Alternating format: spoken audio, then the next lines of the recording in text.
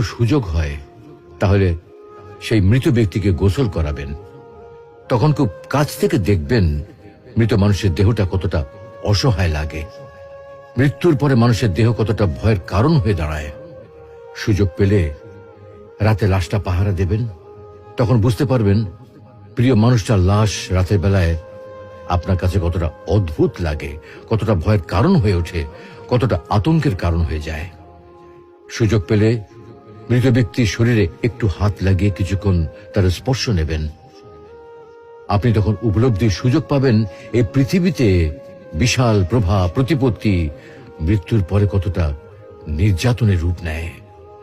সুযোগ পেলে আপনজনদের লাশ কবরে নামাবেন খুব আগ্রহ নিয়ে।